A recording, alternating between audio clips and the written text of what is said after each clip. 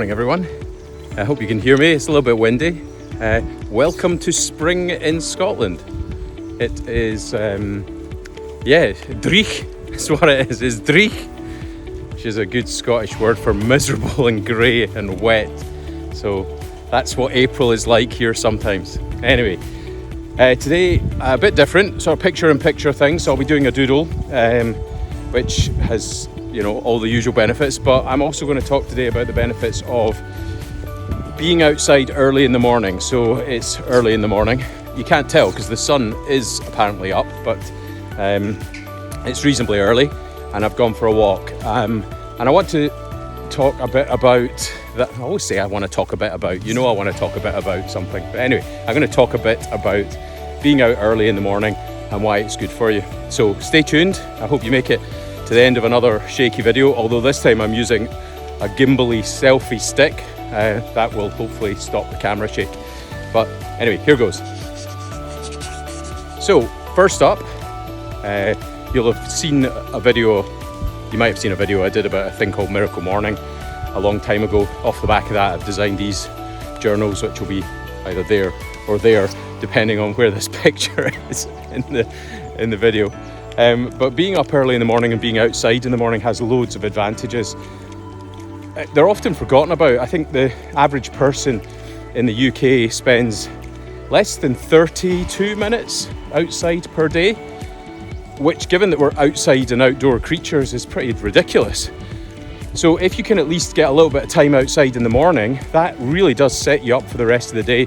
Over the course of this video, I'm going to tell you a few things that make an outside, make being outside first thing in the morning totally valuable, and you should definitely consider trying to fit it into your day. And if you can't, then look at that book, Miracle Morning.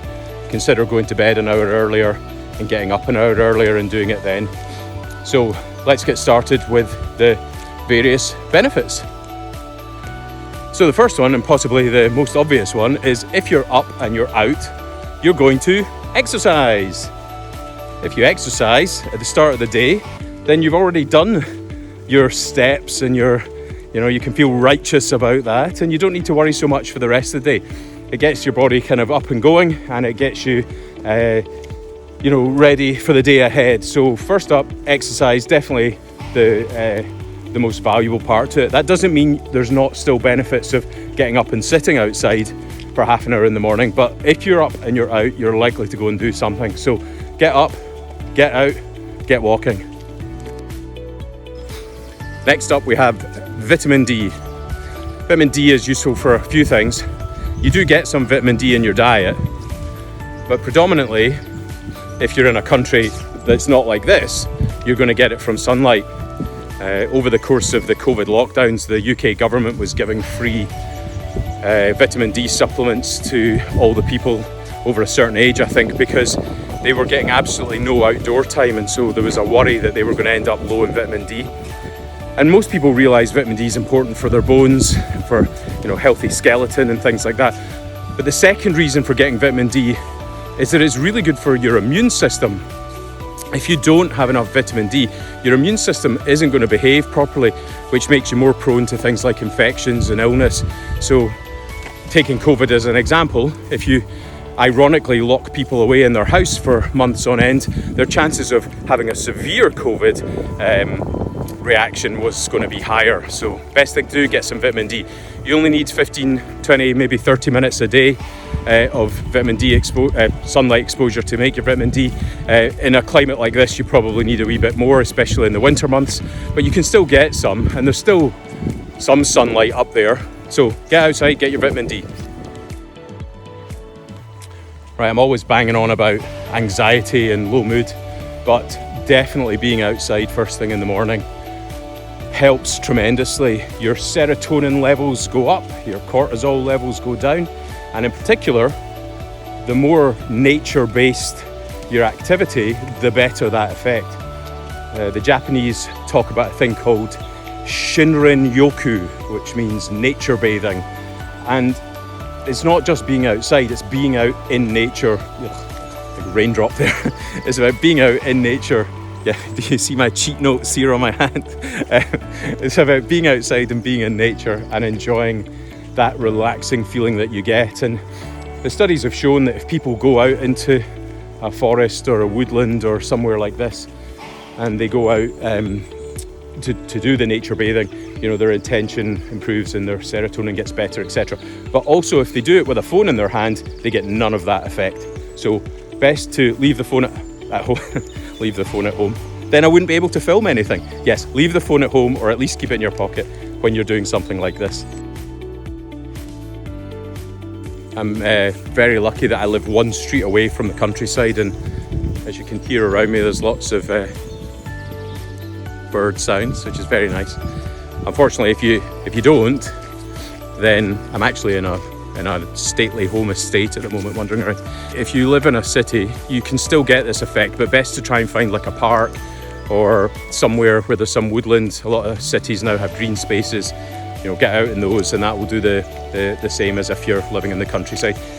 You can't get away from the noise of the vehicles, unfortunately, and I can hear them in the background from one of the nearby roads, but still lovely being out in the woodland sort of areas. So find something that's green, and I don't mean I don't mean a frog.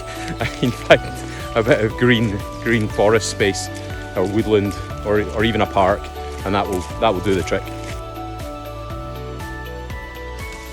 Right, sleep, really important. People have this whole thing about having a sleep routine, and that revolves around drinking chamomile tea at night and having lavender scented pillows. But sleep begins in the morning. Your sleep cycle starts with when you wake up.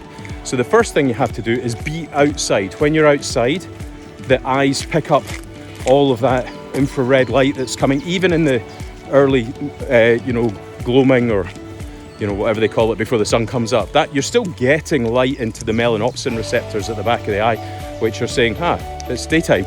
And as a result of that, your brain starts its kind of countdown timer for when it's time to go to bed. So about 16 hours later, you'll start getting those signals of the sort of sleepiness and yawning, and that's when you should be in your bed. You should be in your bed with a book at that point, not sitting in front of the TV trying to push through.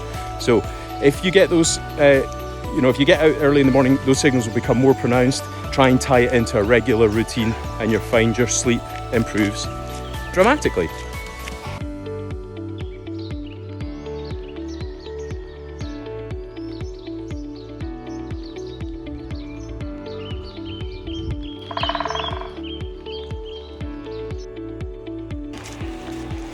Right, I don't know if you could hear on that last clip a woodpecker. It's quite nice, and a rooster, which is over that wall. So yeah, we'll hear it again, I think. So I'm getting quite close to home, so we're near a couple of roads, so there might be a bit of car noise, which I apologise for. But the other thing I wanted to mention is the social aspect. If you get out and walk, I mentioned it actually in another video, the accountability thing. If you've got someone that you do something with, you're more inclined to actually go. So if you do plan to do a daily walk, or you plan to do some form of daily exercise, you get someone else to do it with you, especially if you're struggling to be motivated yourself. Muddy puddles. And you're much more likely to do it. But also there's that social connection bond that happens, gives you a time to decompress. You're far less likely to get your phone out and start staring at a screen if you've got someone else to chat to. So get someone else from your kind of social circle that you think might be up for this, and get out and walk with them, because they'll benefit from that as well. So you're kind of delivering a service also, and when we deliver service, we feel better about ourselves. So do that. Get a friend, get someone you can walk with regularly if you're not motivated, and they'll help motivate you, and you'll help motivate them, and the world will be a happier place. So 2 other things to talk about with this early morning malarkey. One of which is not that I do need to waterproof this jacket because I'm soaked. But anyway, the 2 things to talk about are creativity. When you're out and about and you're walking, you're much more likely to solve problems. You're much more likely to have creative ideas. Sorry about this car. Okay, moving on. You're much more likely to have sort of creative impulses that come to mind when your mind is clear and you're kind of not burdened with all the trappings of everyday life. So when you can get out, be in nature, go out for a walk, especially early morning, you are much more likely to come up with ideas and things that will overall help you, maybe that day, maybe later that week, maybe later that year. But definitely creativity does spring to mind as a benefit of being out early in the morning and going for an early morning walk. Okay, almost done. The last one. Look, I'm sure there's millions of other good reasons for going out and having a walk, but the last one I'm going to mention today is weight. It should probably be the first one, you know, that's the clickbait. If I put this first, people would probably watch the video a lot more, be a lot more viral than it's going to be with 17 people watching it. But anyway, weight is quite, obviously it's a touchy subject, but with doing some kind of early morning exercise practice, and particularly if that's outdoors, your weight may go down. And the reason for that, there's two reasons. The first is, well, you're doing exercise. So when you go out and you exercise, you are going to use up some calories. You get your body set up for the day. Your metabolism might go up a little bit and things like that. So that's the first reason. The second reason, which I'm going to tell you in a second, because a car is going past. Okay, the second reason actually is to do with the routine. So when you get up early and you go outdoors and you do some form of outdoor activity, you're actually more likely to go to bed early. And when you go to bed early at night, you're less likely to do snacking. You're less likely to be, that's my professional, ignore the car face. You're less likely to just kind of veg out on the couch. You're much more likely to be planning your evening around your morning. So a lot of people that I speak to certainly have an issue with that, late at night snacking, watching Netflix, that kind of stuff. And we all do it, but it doesn't mean we have to do it all of the time. So if you get yourself into a routine like this, where every morning has some outdoor time, you're way, way, way less likely to eat additional calories that are actually not serving you any purpose. A long time ago, someone said to me, you should eat for what you're about to do, not for what you've done. And if you're about to go to sleep, you don't need calories. You just need to go to bed. So weight might be something that improves as a result of this practice. Right, I hope you've enjoyed this. A little bit different doing it this way. Sorry about all the ramblings. I tend to just let my mouth run. I've quite enjoyed doing this. Another car. Yeah, you can see I'm no longer quite in the countryside as much as I was before. But yeah, I've enjoyed doing it. I really appreciate you watching the videos to the end, and I hope you got something from it. I'll see you next time. Yeah, look how wet I am now. It's absolutely torrential.